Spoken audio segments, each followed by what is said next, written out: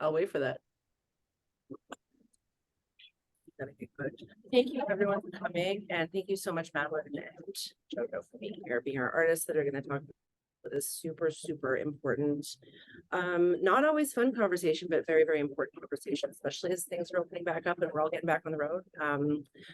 I'm going to introduce everybody now just really briefly, although I'm sure most of you know our artists. My name is Anna. I work for the Unison Fund. I've also been touring and session player for 15 years, touring with artists like City and Color, Randy Bachman. Right now I'm working with Fifi Dodson. So I still have that touring piece in my life, although I have 2 small children and 1 on the way. So not full-time anymore, but I have a lot to say about it.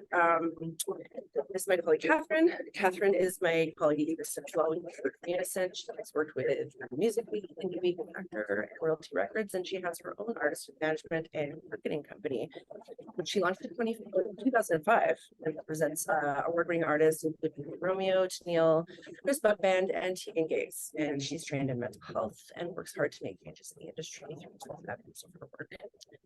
Then we have Madeline Merlo, who needs no introduction, but I'll tell you a few things about her. She is a CCMA Rising Star Award 2015, Songwriter of the Year Award 2021, as well as many other internationally recognized accolades and accomplishments. Madeline's been touring since she was 18, as far as I know. And as an artist, she holds an important lyrics, maintaining a recognizable and unique sound and focusing on the female experience in songwriting. JoJo Wilson, 5 top 10 songs, 2 performances on the CCMA broadcast, and multiple nominations.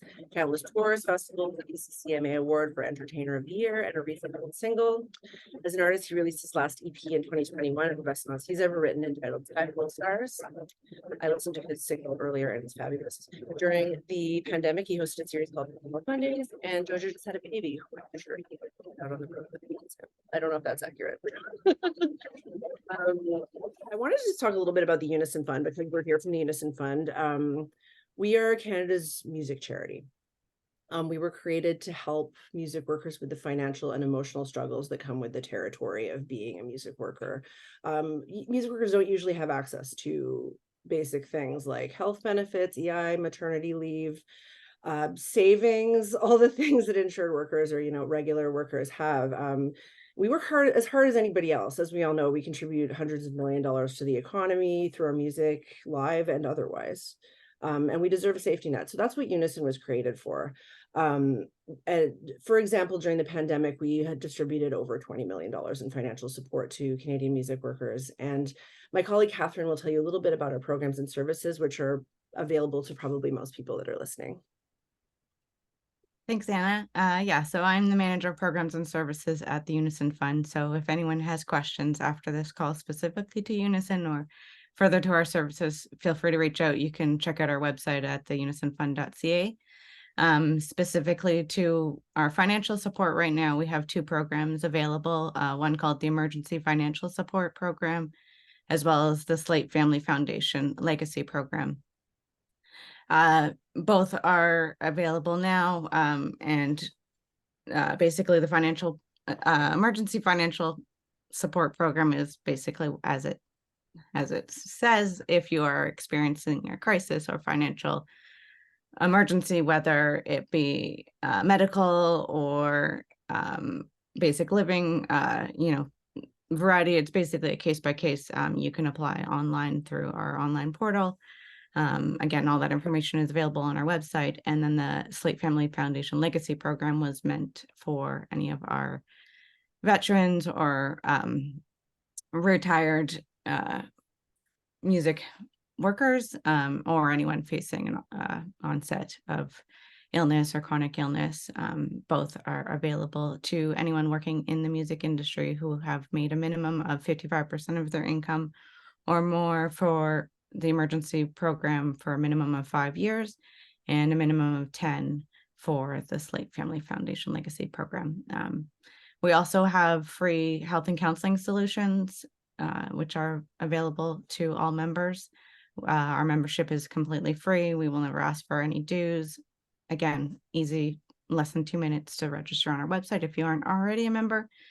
Through that, we are partnered with TELUS Health, which was formerly called LifeWorks, large organization that offers either online support, phone counseling, you name it, we have it, access to it. There's a lot of resources for like just doing basic assessments, or if you are ready to make a phone call, that number is also listed on our website. And then we're also partnered with an organization called Together All, which is a peer-to-peer online support community, basically like community message boards and things like that, but it's run by clinical moderators. So if anyone is experiencing any kind of crisis, or there's keywords that are showing up, that they will then check in with those people. But that's also another resource that's offered to our members should somebody maybe not be ready to make a phone call, that they can anonymously log into this website and find peers or other people that may be experiencing some of the same things that they're at the time. So that in a nutshell is our programs and services. Feel free to reach out if you have any more questions. Over to you, Anna.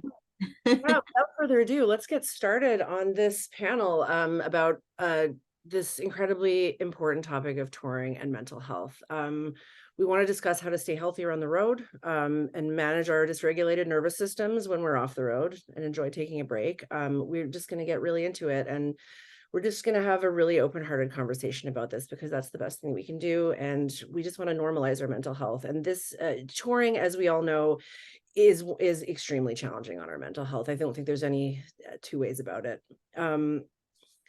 So becoming the artists and musicians that we are today requires years of hard work and practice. And when we're working our way up to being career musicians and artists, we see touring as, you know, the ultimate goal when we're younger, or the true marker of our success. It looks a lot different when we haven't done it yet. And once we are in it, however, we often forget that idealistic attitude, as I suppose we should. And it becomes part of our everyday reality and a big part of just our work, and not always the easiest part of our work. So to put it this way, like there's many risks of touring, at least as many as there are rewards. But I wanted to start with an icebreaker. So we can start things off positive. I want to just go around the group and say one personal, like fun, unique, or other thing outside of the performing music for our adoring fans part that we love about touring. And my favorite thing about being on the road was always connecting with friends and family and people all over the world, all over Canada, that I don't normally get to see. It's kind of fun that part of our work is that we get to do that. Like, you don't always see all of those people, but when you're a touring musician, you kind of get to see your high school friends when you go back to your hometown, and like your friend that moved to Berlin when you play there. And I love that. So you guys want to go around the circle? Let's start with Madeline. Okay. I love that as well too. That's so true. Just being able to hit different points of friends that live across the country or wherever you are, and they're like, "Oh, are you coming near me?" I'm like, "Yeah." It's always great to catch up with old friends. I have to say that I've spent a long time cultivating a great band of friends and positive people. And so when I have a tour coming up, or even a date or a festival show, I know that I get to be with my band who, I mean, I see my band more than I see a lot of my family, because I live in Nashville, my family lives in Vancouver. Like they really are your family. And when you've got those people that are positive and supportive and love you and care about you, I think that's a really important key. And you just get to like be on the road with people that you love so much. It's very fun and very awesome. Love that. JoJo. Yeah, Maddie, you nailed it, right? Like that's the biggest thing for me too, is like we get to go, we're very lucky we get to do this for work, right? Like it doesn't really, a lot of times it doesn't seem like work, because we do get to go and spend, you know, a couple of weeks or a month or 2 months with our best friends and doing the thing that we love to do with some of the people that are closest to us. So I'm with you, girl. That's my favorite thing too, is being able to spend that time, that real quality time, and continue to cultivate those friendships and make sure they last, you know, forever. I know I could call up any of the boys right now and it'll be like we never even left, but that takes work and a culture that you create. So yeah, well said, Maddie. I'm with you on. And what about you, Kathryn? I have to say one of my favorite things, outside of echoing both what Madeline and JoJo said, because I've been very fortunate to create a music family with the people that I've traveled with. But I think one of the highlights too that I've been really fortunate is being able to travel the world. Like touring has taken me to places that I may not have ever gotten if it wasn't for working in music, and especially across Canada. I've been across this beautiful country more times than I can count, and I feel very fortunate to have seen the country the way I have. So that's definitely one of my takeaways. Love that. That is a really good positive start. What's next, Kathryn? What do you feel? Well, let's talk about some of the challenges we need to be preparing for when we're going on the road. Perhaps we can sort of just have a conversation about what are some of the consistently challenging things about touring that you did not expect when you started out, and or maybe still struggle with. JoJo, you want to start? Yeah, I think one of the biggest challenges that I experienced, especially in one of my first tours, was being able to maintain relationships back home. It was a new experience for myself, and it was also a new experience for my partner and my family as well. So to get everybody to understand that, like, hey, I may not be able to call you as often as I want to, or, you know, and for me to be able to be okay with not having that constant communication or that constant support that, you know, that you feel at home. I think that's one of the biggest that was one of the biggest struggles for myself as well. And it takes a lot of work to be able to maintain those relationships, but consistently, that's been one of the hardest things for myself is being able to find and put in the time, as well as maintain, you know, my composure and who I am as an artist, and being able to give 100% of myself to that as well. So that's been one of the hardest things for myself. She's still with me, so that's good. Absolutely, that's a really good answer. I think it's a dysregulating experience. Like it's a lot of energy going into it. It's very depleting. Like you're maybe doing a morning show during the day, and then you're jumping to this and meeting these people, and you're on, then you play the show, and then you go back to the hotel room by yourself and it's dead quiet and your brain is still buzzing. Then you wake up at 6 a.m. and then you're back at the airport, and then you're like, it's just a constant movement of like being on for extended periods of time. And then you have a very small period of time where you're maybe alone and off. And that, like, I have a hard time coming down from that. Like, I'm excited. I just played the show. I feel like I struggled sleeping a ton on the road. And that's like a huge thing for my mental health, is if I'm not sleeping, if I'm not taking care of myself, I can like deteriorate quicker. So sometimes, you got to go back early, even when everyone's going out and having fun. Like, I know that I need sleep. I need to have that time to come down in a healthy way, and feel calm when I'm going to bed, versus just being exhausted and just like doing over and over again. It's a marathon, not a sprint. So I'm not as much fun as I used to be on the road. That's for sure. Well, there's different kinds of fun, as we're learning. Madeline, what's something that you feel is challenging that you didn't expect, like before you started touring? I know you started touring when you were really, really young, but like, and both of you can answer this. What's something that you didn't expect? I think we like have expectations of what touring will be like, and I know that, like, most of them are what we would expect, but what is something that's just a challenge that you didn't foresee?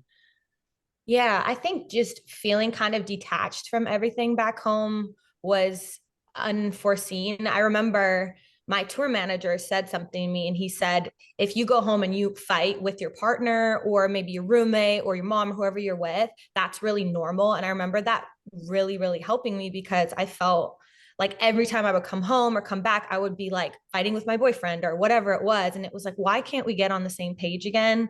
And it's probably because you've been on different pages for maybe a month at a time. So I think that was very helpful. And he actually said to me that when he was on the road for extended periods of time, he would take one day at the end of tour by himself to like recalibrate and come back to himself a little bit, alone completely. And then the next day would go see his wife, because that was helpful. He said, we'd always fight when I went home. And it was like crazy because you hadn't seen each other in so long. So whoever it is waiting at home for you, I feel like that was, like I said, unforeseen. The level of, you're just out of your routine. You're not in your house. You're not in your bed. You're not with your people. You kind of feel like you're two different people, if that makes sense. And then kind of merging again back to your home self takes a minute sometimes. Yeah, I kind of thought when I would come home from the road when I first had kids that they'd be happy to see me. You know, they're mad because they don't understand where you were for 3 weeks. It's interesting. It's like that with family. That's definitely a really good point. And I like what you said about taking that day at the end. I think that's like, that should be standard maybe. Yeah, which is so random. You'd think you'd want to rush home, but sometimes it takes a minute. But I don't have children, but I can't even imagine how tough that would be coming home and the littles being like, because you're right, they don't really understand. They'd be confused. So I can't imagine that's tough. They get used to anything. What about yourself, JoJo? Is there anything that you were like, whoa, I didn't think this was going to be a thing? Yeah, you know what? For me, it was like, and Maddie, I don't know if the same thing happens with you too, but one of my first tours I went on, we sing every day at home. We sing when we're practicing. We sing when we're recording.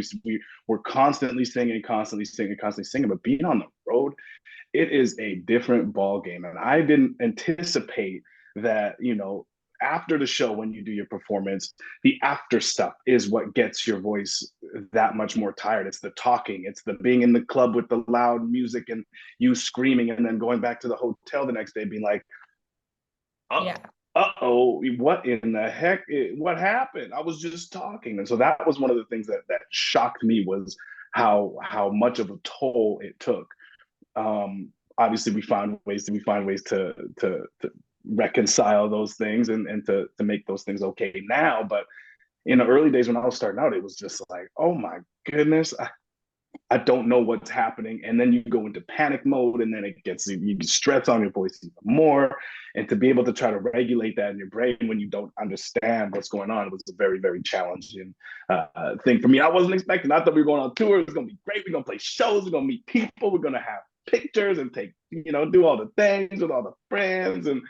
And by like a weekend, I was like, I can't even talk anymore. I'd wake up and it would be crazy. But it's not from the singing, it's from the conversing afterwards. So Maddie, when you said, after your shows, you got to take your time and you got to go home, and instead of going out with all your friends and the band and the like, that is so real. But it wasn't something that I knew right out the gate. So I was doing those things, and now I'm a little bit older, and I'm just like you. I'm not as fun anymore.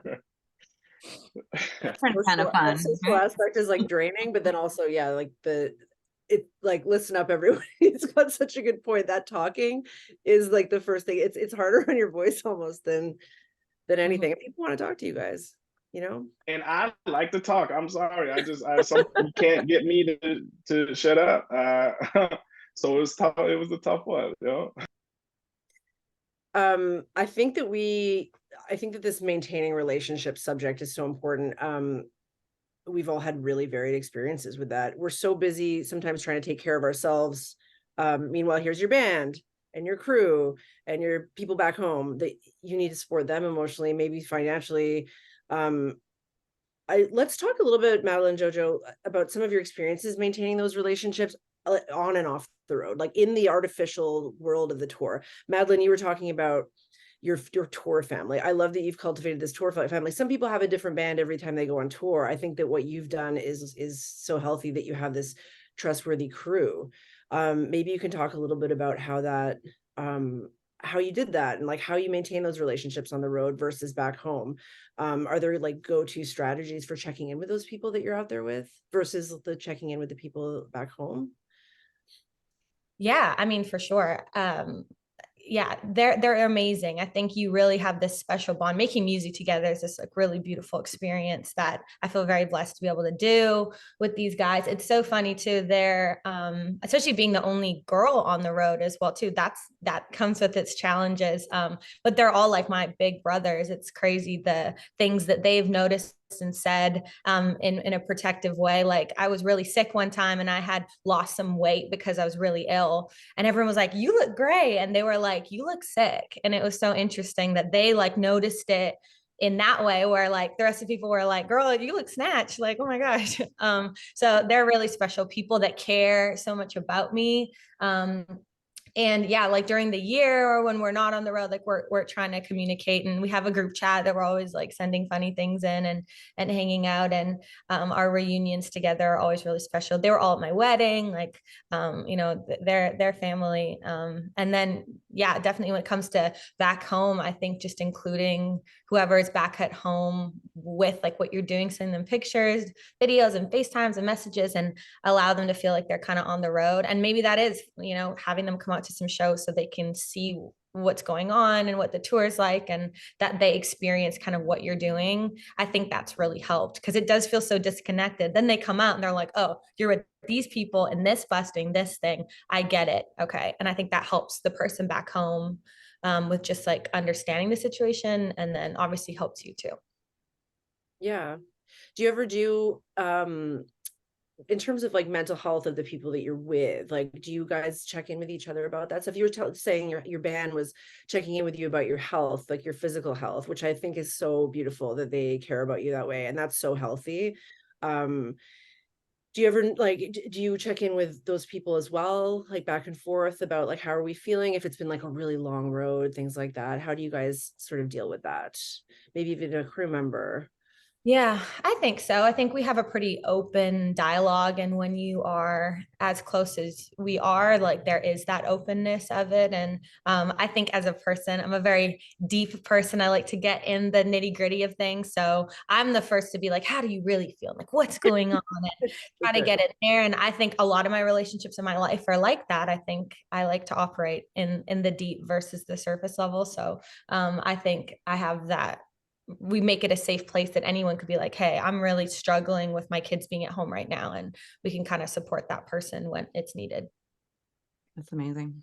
It is really Yeah, I think Maddie, I think you too, like when you surround yourself with these people and you've managed to cultivate this culture, and you managed to surround yourself with these incredible guys. I've met most of them, and they're incredible guys.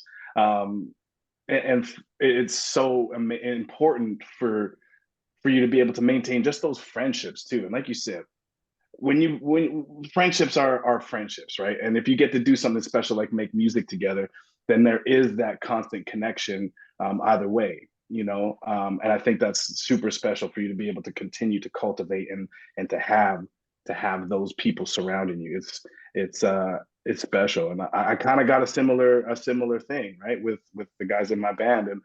And it's taken a while to build these guys, you know, put the right pieces in place, but I wouldn't trade them for anything. You know what I mean? And the fact that I know that if I need something, no matter what it is, no matter how big or small, no matter what I'm going through, I can pick up the phone and I know that I can call them, and they know that they can call me. You know, when you become, Kevin Hart said, when you become my best friend, your BS is my BS and my BS is your BS. Like that's just how it operates, right? So it's very important to continue to maintain those relationships. But I feel like also, if there is a bit of a time gap that you don't see or communicate with them, it's a lot easier for people on the road to understand that, like, hey, it's cool, I'll see you in a month, you know what I mean? Oh, hey, I'll talk to you in 2 months, kind of thing. And know that, like, hey, if I don't talk to you this week or next week, you know, the relationship is still fine. We're still as tight as we were before. That's one of the things I struggled with with my personal at the beginning is I thought by not including them in like the day-to-day things, and when I'm on the road, I thought I didn't want them to feel like they were missing out, you know. And so my intentions were good behind it. I just didn't communicate that with my partner. So my relationships back home started to get into a little bit of turmoil because I wasn't sharing and because I wasn't including. But in my person, I thought I was doing the right thing by, you know, not being like, hey, look what I'm doing sweet things, you know, and not be like, you're at home kind of thing. So when I had communication, for me, was the biggest thing. When I got home after my first one, it was like, hey, I'm here. Include me in some things, man, because like I want to support you. I want to be that. I wanted you to include me so we can go through it together, kind of thing. And I didn't understand that at the beginning, but now that I do, it has made all of my relationships so much stronger, so much tighter, so much closer. And that was one of the challenges for me at the beginning. But now it's like, if I'm doing something sweet and I send a pic to my mom, or send a pic to my, to my lady or my brother, they're not just like, oh wow, you're out doing this and I'm at home doing this. They're pumped for it, right? Because that's what they would be anyways. It's just one of those things, and being able to communicate what those needs are when you do go away, right? And everybody wants to feel wanted and included. So I think that's the best way you can maintain those relationships. It doesn't take much.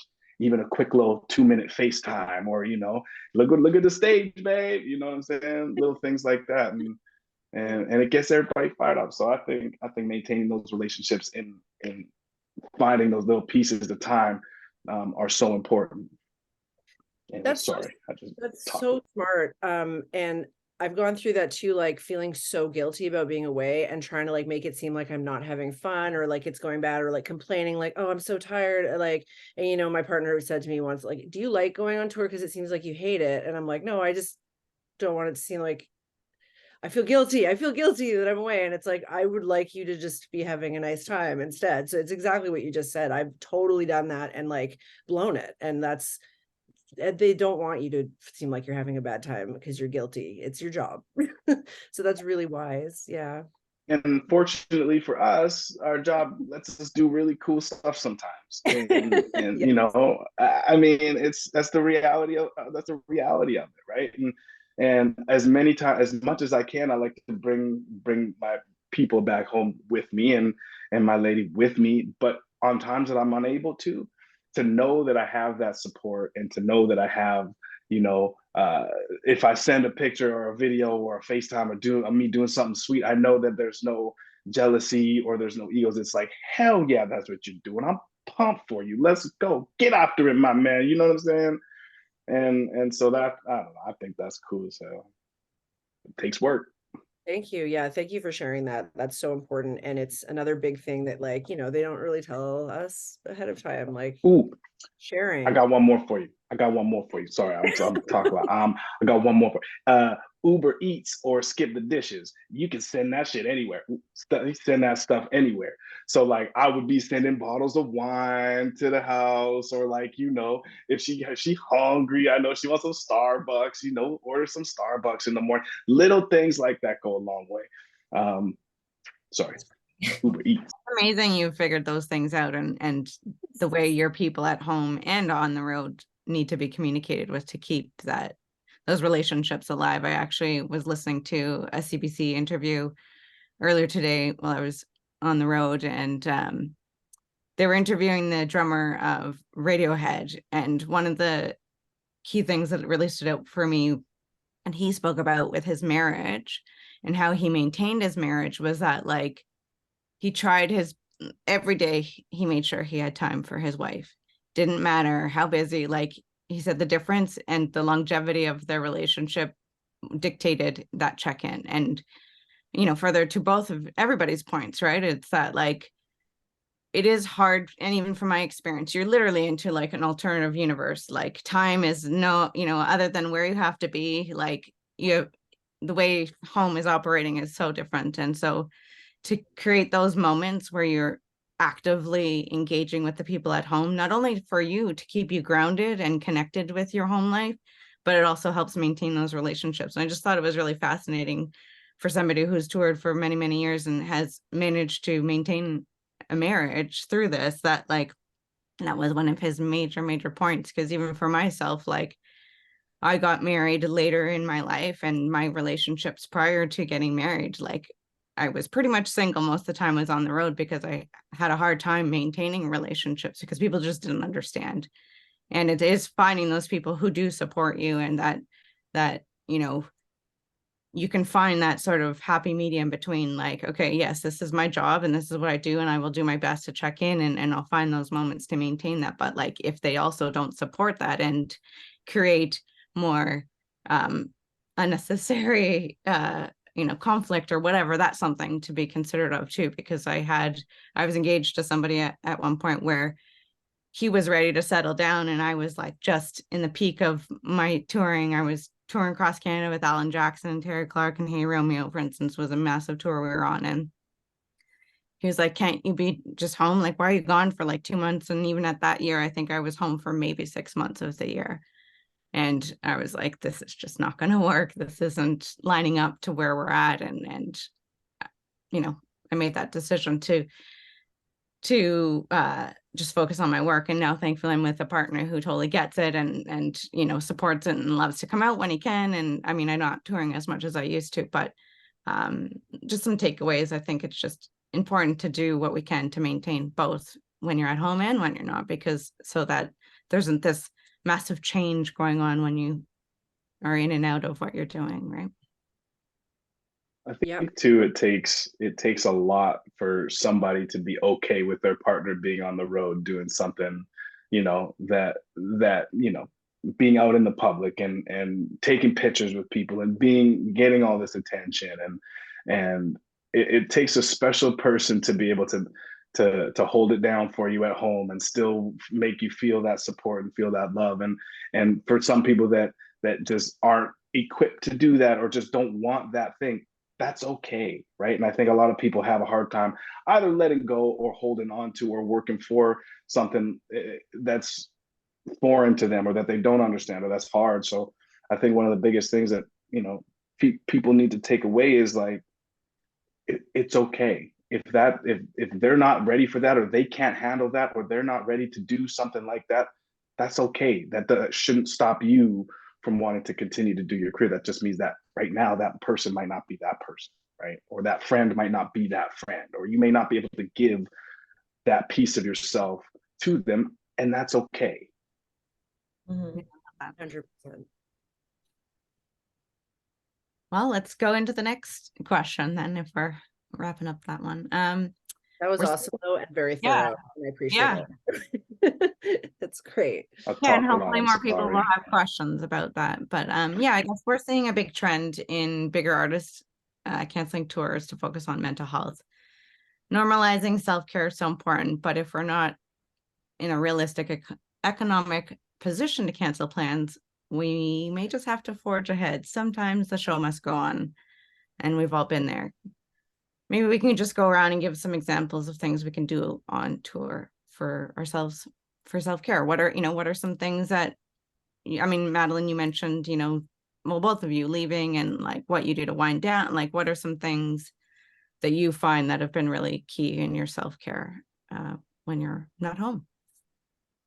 Yeah, I definitely have a routine. It's tough on the road, like even with like eating healthy and stuff, it can go off the rails really quickly when you're only stopping at gas stations and stuff. Like it's hard, and trying to make healthy choices to make me feel good and nourish my body and try to move my body. You know, I've been more diligent than others. On one tour, I'm like at the gym the whole time. The other ones, I'm like didn't go at all. So it's never linear. It's always a journey and finding the things that you can kind of take you in. And I mean, I am really blessed. I've got a great therapist, and she, you know, I have a sign on my fridge. It's like Dr. Blank wants you to call her, and I can call her and text her and say, I need to talk to somebody right now. Like, and I'm really blessed to have the, ability to do that, but it's tough. So there's, you know, yoga and breath work and meditation and healthy food and praying. And, if you're a faithful person, that's something that helps me a ton.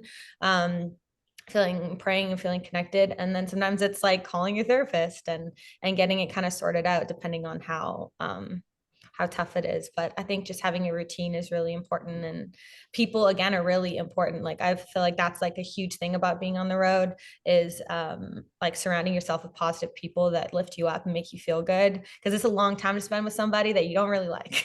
Like, you got to think about that when they may not be the best bass player you've ever met, but they love you and you love them, and they're a better hang and they're kinder, and like that matters to me so much. So to make that change, and what Joe just said earlier about my voice, like that is such a huge thing about taking care of your body. Like your voice is the first to go. It's our entire instrument. If it's gone, we cannot work. And I think all of those things, like I said, go into taking care of your vocal. That's the biggest thing at the end of the day that you have to preserve, and whatever you need to do to make sure it's good for the next show, you need to do that. This is a job after all. So. JoJo? Well said. Things that work for you or that you've learned along the way? Yeah, go for walks. Go for walks, man. Like we get a chance to do some of the coolest things on the planet. So, and we get to go to the coolest places that most people don't get to go to. So, I found one of the things that works for me is, getting up and going to find some place to get a coffee. Because that's what I got to do first thing in the morning. Is go get a coffee somewhere. So I make sure, Maddie, you said it, like you got to keep your body moving, and for me, that's one of the biggest things is getting outside, getting fresh air, and moving my body. It is too easy to sit around, wait till 1 o'clock when you're sitting on your phone till 1 p.m. and you still got 5-6 hours till the show. And what you gonna do? You're gonna go get some pizza, or you're gonna go to the snack cupboard where there's Oreos and chips and all those delicious things that I shouldn't be eating. But it gets you out, it gets you fresh air, and it gets you to explore. And most of the time, somebody's gonna come with you. And surrounding, like you said, man, surrounding yourself with those positive vibes and that really, really good energy is so important, especially when you're not home and you don't have all your normal comforts and you don't have all those things that you're used to every day. To be able to substitute those things with that energy and that light and that being outside and again having those people surround you, I think is so important. So going for walks and exploring each city is a cool thing. I think, why not? You're there. I love that. I've definitely Pick up found a that, trinket. especially like so Chris Buckband was probably one of the last bands I did most of my touring with, and we'd always have sort of our crew of who would, like me and Puxley, for those that know. I know JoJo, well, both of you know, like he was my food buddy. We loved food together. We loved exploring together. We'd break off and we shared that commonality. And we've gone on some of the coolest adventures and had some of the best food, and like just loved taking those moments within our and even with all the musicians I've toured over the years, even Hey Romeo and stuff too, we all love food. And so like we don't, for me especially, like I eat really clean and healthy, and I've really helped to sort of inspire that within our crew. And obviously being on the other side of it as a team member or tour manager, being able to also sort of prioritize that for the act. So making sure that there is enough time in the day for them to take their moments. Even myself, like as soon as I'm on, like, and I'm the one that's in charge of making sure everything goes smoothly, I got to find my moments too, because even as you mentioned earlier, Madeline, like I'm the same. I go into go mode, and sleeping is really hard for me if I don't take that time to wind down. Conferences, you name it, like I'll check out when I know I'm done. I've learned to really listen to my body, and I have my wind down routine. I'll have hot shower. I got my essential oils. I do my stretching, whatever, to just like bring my nervous system literally down to like ground level. And also just doing that with my other artists, like doing yoga together, or just making sure the days aren't stacked as much as possible. So there are those moments also to make sure that they're getting healthy food, nourishment, making sure the riders also have good options on them. That's not just booze and pizza. Like, those are things that I've really championed in my teams and worlds, and just the things that I've practiced myself. But I think, yeah, it's really important to find those moments within your days to just ground yourself where you can. And that makes a world of a difference, right?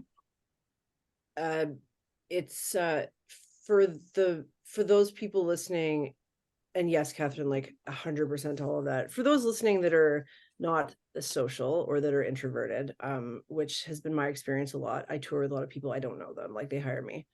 So maybe I'm not like, they're not my family yet or whatever. I always found that the biggest thing is to remember, like, it's the same thing with food. Your body is your instrument. If you're a singer, for me, I'm a bass player. So, like I start every day, no matter how much beer and pizza and tequila or whatever, when I was younger, I realistically consumed the night before, get up and work out every day. It's really a priority for me.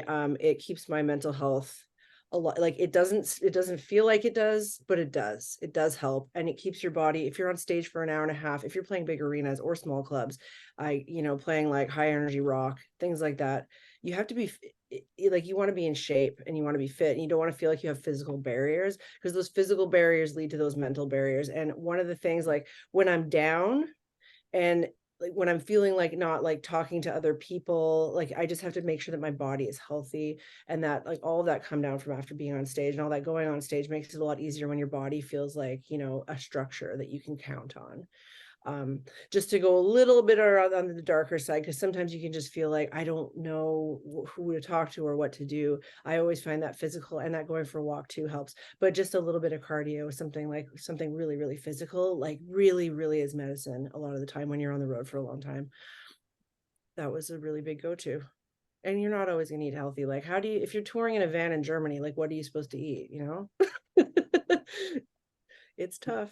Plan ahead, you bring snacks. I literally, like, for those that know me or don't know me or need to find me at CCMAs, I always have a purse full of snacks or things for throat or like vitamin C, you name it. Like if you're ever in a pinch, my room is the one that people always knock on. If That's good to know, because CCMAs is coming and daddy likes snacks. I mean, obviously not always easy to plan ahead, but that's where you rely on your team to say, hey, like, make sure there's stuff at the hotel or whatever, right? So that, you know, when you're running off your feet or you have to be up early for radio or TV, what you name it, like that that's thought of, that there's food and nutrition and things, so that you're not just running for hours on nothing and caffeine. And as we get older, like we can't eat garbage anymore, or if you feel terrible. Yeah. I'm 40, so like if I eat a piece of pizza, it's terrible, and I don't feel like a human being for 2 days. So, you know, we have to adjust. I want to move on to this issue. One of the biggest things that comes up when I'm talking to, I've done some of these panels about touring and mental health, and with managers and with emerging artists a lot lately. The biggest question people ask is like, what do I do when I get home?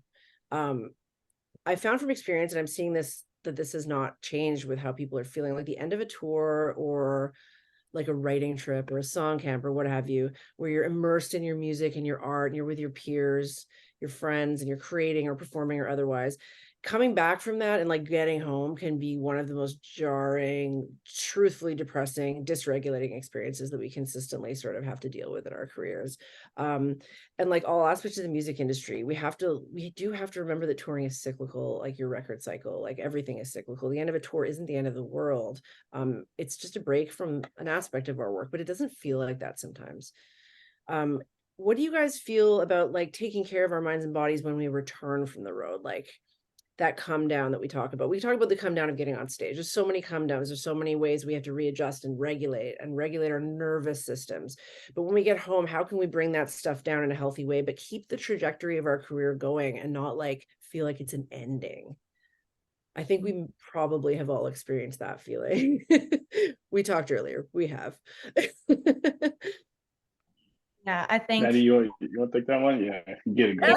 I think that like touring aside, just being an artist, it is no joke. It is so hard on the heart. It is like a roller coaster. And one day you're like at a tiny breadcrumb of good news and you're like, oh, and then the next day it falls through. Like it is constantly up and down. It is constantly disappointment and achievement and disappointment. Like it is constantly like that. And so I think that much like coming home from a tour and everything stopping, that's like our day to day.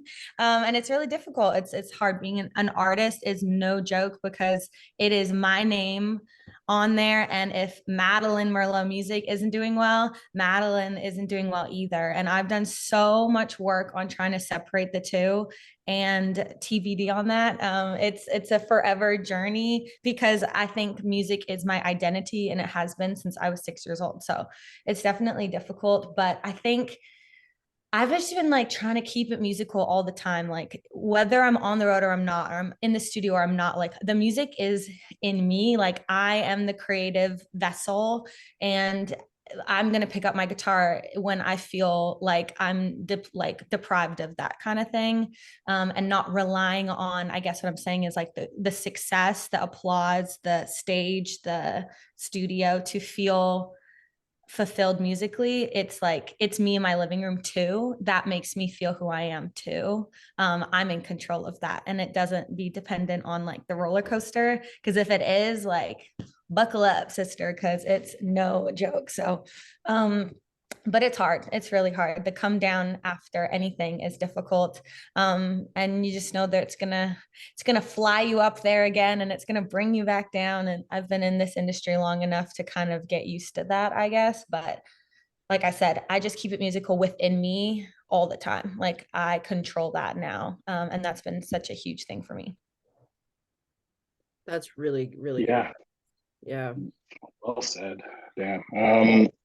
You nailed it, really. I think the biggest thing when you come out was so somebody told me when on my first tour as a bass player, he was one of the best bass players, nominees like crazy and awards like crazy. His name's Travis Switzer. Travis Switzer, I brought him out on my very first tour with me, and he told me, he's like, there's going to be a period when you get home that you're not going to know what to do with yourself. We call that re-entry, like re-entry into back into real life, right? And so for me, I was like, re-entry, what's re-entry? I didn't think nothing of it. I got home and my God, my world was rocked. I felt like I didn't know who I was, who I am, and I felt like you said, Maddie, like I had no tools necessary, or no tools to be able to separate, you know, JoJo Mason on the stage from JoJo Mason at home. And there's still one thing I've been really working on is being open to and going to talk to somebody. So I've recently found this therapist that I'm going to, and one of the things I'm working on right now is being able to appreciate and find the successes that don't necessarily have to do with my name in the lights, or have those things and still feeling fulfilled. And I think that's one of the hardest things for myself right now is when we're up, we are up. Oh my God. When we're here, the highs are so high. We feel like $1,000,000. We feel like nothing can take us down. Then we get home and it's like, okay, so what do we do now, kind of thing. And I've really struggled with that piece of it, and being able to separate the different kinds of successes, right? It's a success when you sit down and you write a song and you think it's dope as hell, right? Like, and you're like, oh snap, this is the one. But it's a completely different feeling than when you're on the stage and there's 100 people or 10,000 people singing your name back, or singing the words to your songs back to you. It's a different kind of success, but it's still a success nonetheless. And being able to appreciate the good when it comes in different forms, I think has been one of my biggest struggles. And I'm, again, TBD on that one too. It's a journey. I thought at the beginning, I thought, you know, you had to be on tour, you had to be in people's faces, and you had to do this, and you had to get all these things in order to be successful and to feel fulfilled. But I'm still learning. I'm almost 10 years in this game, and I'm still learning to you know, to be able to appreciate those little wins when they come. If I do end up writing the song, or if I do spend, you know, if I do manage to find a sweet lick on the piano or something like that, or connect with a friend of mine and we write a song together, or a collaboration of some sort for social media, or, you know, those are all wins too, and those are all successes that are moving the train forward. So again, my thing is being able to talk to somebody is one of the things that's helped me out, and professionally. Because I can sit and talk to my friend Joe over there all day, and he won't understand a gosh darn thing, you know. But he'll try, and that's great. But going to talk to somebody and being able to find the tools that you need to be able to compartmentalize the wins and the successes, I think for me is one of the biggest things that I'm working on right now. I'm so glad to hear that both of you have that piece where you have that therapist that you trust and can connect with. And like anyone who's like listening to this conversation, obviously, through Unison, because we have that free mental health counseling, you can call in and like try this approach that JoJo and Madeline are talking about. And the nice thing is that you can use Unison's like mental health care on the phone. So if you're on your tour bus and you're like, you know what, I want to talk to somebody, so you can start that relationship that way and like give it a shot. It seems so intimidating to start, because it's like, how long is this going to take to like work? But, you know, I love to hear that you can talk to your bandmates and you can talk to your family, but I think that that coming home piece, trying to jump straight into like having somebody to bounce this stuff off of is really, really helpful. And I love to hear that from both of you. You've offered such incredible wisdom over this conversation. And it's been really like awesome to get to know you guys. And I think we had one anonymous question from the registry that it was about losing your magic as an artist. And that doesn't tie directly into touring, but it does, I think, in a certain way. We talked about this earlier. How do you know you've lost your magic? Maybe this is something we can refer back to. Have you guys ever felt that like, okay, something is drained. I feel like I've lost my magic. Madeline, you were articulating some points about that. It's part of that roller coaster. Your magic. I mean, your magic is never going to be gone, but like, maybe is there a way to find it if you feel like it's gone, or why do you feel like it's gone? Yeah, it was interesting when I signed a record deal here in Nashville with Broken Bow, and they were amazing, and they were like, you know, write music that you love. And I felt so much pressure to write amazing music that I didn't write anything worth anything for months. Like I just felt like I sucked. I had no good ideas in the room. I just felt so stunted by the pressure.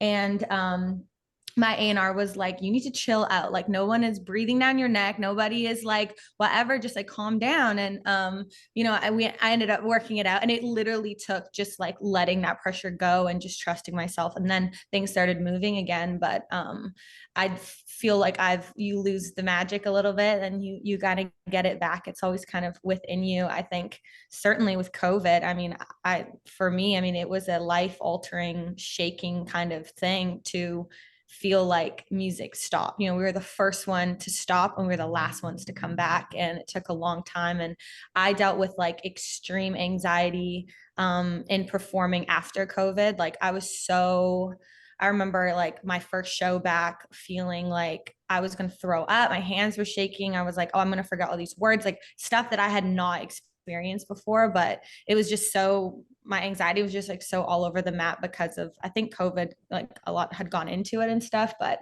once you start playing, I'm like, okay, I know how to do this. I've done this my whole life. But it was like crazy how powerful that anxiety was. So I feel like I've lost the magic. I've lost the sauce a couple times. But it always comes back, and it's about just connecting with yourself again. And like I said, maybe it's like taking the pressure off a bit and relaxing and knowing like, this is like maybe counterintuitive, but there's more to me than just music. There's more to me than just playing shows. Like I'm a great person. I'm God's child. I'm a great sister. I'm a great friend. I love to paint. I love to run. I love like all of these different things. And that's makes me who I am too, not just music. And I had to learn that lesson. And I think that's just been the most life-changing thing, to make sure I make time for other things too, which sounds weird, but it's like I went to Yosemite National Park and hiked for 3 days without service. And that was like so soul filling to me. I felt so fulfilled after that. So there's more to me than just music. And in turn that like makes me more musical, and it makes me better at my job. So that's what I would say. We all forget that. And COVID was like shocking for like a lot of artists, I'm sure, because you didn't get to be the musician artist version of yourself for like 3 years. And so you had to, it helped to like, I think we all had to like, should I get a hobby? Like, am I more than I was like, who am I? Like truly, it was that extreme. That's exactly it too, yo. Like that's, you don't know who you are until you're forced to get to know yourself, right? And when you're immersed in something so deeply, like music, that's so fulfilling at times, and also so crushing at times. You just get used to you being, Madeline Merlo or JoJo Mason, and that's who you are. So again, like you said, man, COVID really did a lot of damage, but I think it did a lot of good for some of us as well, where we were able to, find out that, hey, I'm not just a performer, I'm not just a musician. I like to play hockey. I like to play sports again. I forgot that I loved sports so much. You know what I mean? And I started getting out and going to the park and throwing the football around again. I'm like, oh my God, love doing stuff like this. You know, exploring, camping, hiking, doing all the things, and finding yourself and like you said, Maddie, finding yourself and being able to appreciate all of the aspects of who you are really helps bring that magic back when you do feel like you've lost it a little bit or you are going through it, and being able to nourish different parts of your life ultimately help nourish the whole thing, right? You can't just water your plant once a year and expect it to grow, right? Facts. Absolute facts. From the CCMA team, are there any other questions that we're seeing coming up before we wrap this up? Hi, Amber. Hi, I appeared. Yeah, so if anybody, I know a few people joined during, I know we're pretty much at our limit, but if there are any questions anyone wants to ask, to throw into the chat, please feel free to do so. I, for one, I loved this conversation. I think it was so beautiful to hear your perspectives, everybody, from and being so open about your experiences on the road, and not even just being on the road after, and things like what the pandemic did. And so, you know, from the outside, you can only assume what it does to an artist, and how you both have continued to grow, Madeline and JoJo, and do amazing things, and you will continue to do so. But yeah, so, but yeah, I know I have lots of questions, but I think we just have one. I like this comment, goats. I know what that means. I'm not that old. Greatest of all times. Greatest of all times is, oh, this is the question. Just as newly to the touring world, I appreciate all of you and your openness. Oh, I thought that was going to be a question, but it's just a very nice comment. I think you have a lot of compliments coming. Guys, yeah, I thank you guys so much. It's just amazing to hear how wise you both are about this subject matter. It's really, like, for me, really grounded me to hear how both of you are, like, dealing with everything that you do in your careers. You're both so successful, and I love to hear artists that, like, really think about all aspects of their careers the way that you two do. You're such incredible people, and I thank you so much. Unison, thanks you so much for doing this, and Kathryn and Amber, thank you. This was great. Absolutely. And to Unison as well too, like to support us, because I feel like it's such a silent thing that we go through, and everyone's like, oh, you guys are fine, like you guys are living it up, like you guys don't need anything, like it's fine. And to have that resource there, especially like counseling and just that safety net when disaster strikes and everything during COVID, like we just appreciate you guys so much. And we just, like I said, it kind of feels like you're on your own out there, but we know that you guys are behind us, so we so appreciate it. That's why we're here. And further to that, we will be out at CCMAs. Please come find us. We'll be doing the roundtables. We'll be out and about. Come say hi, ask us questions, email us. Thank you for choosing us, y'all. Thank you for choosing us to be on this panel. I know Madeline is one of the most incredible artists I've ever seen and heard. So it's cool to re-up and see your face again, girl, and hear that you're still doing what you do. So thank you for getting us all together and being able to have this open chat. And like you said, Maddie, thank you, Unison. Appreciate y'all. And all of you. Thank you. Awesome. Well, thank you so much, everybody. And yeah, thank you for your time. Right, bye y'all.